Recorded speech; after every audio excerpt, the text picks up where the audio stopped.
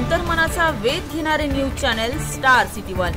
राज्यातील आणि देशातील राजकीय घडामोडी पाहण्यासाठी आणि इतरही बातम्या पाहण्यासाठी सबस्क्राइब करा स्टार सिटी वन।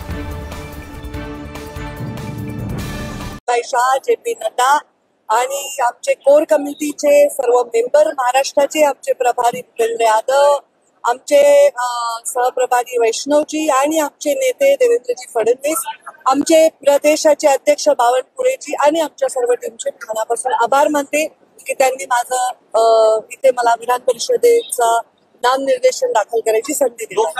लोकसभेच्या पराभवानंतर मला विधान परिषदेची उमेदवारी दाखल जाहीर झालेली आहे। विधानसभा निवडणूक 2024च्या अनुषंगाने उमेदवारी बघताय का?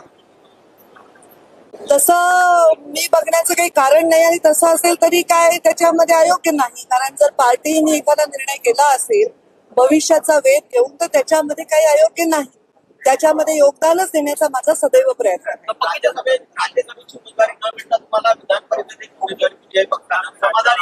मी जास्त आनंदी आहे।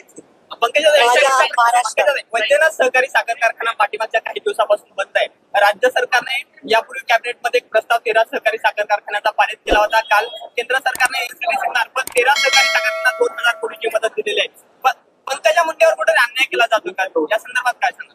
याच्यावर मी आता काही सांगणार नाही। आता मी स्वतः पण खूप आनंदात आहे की मला फॉर्म भरायचा आहे आणि मी त्याच गोष्टीवर फोकस करू।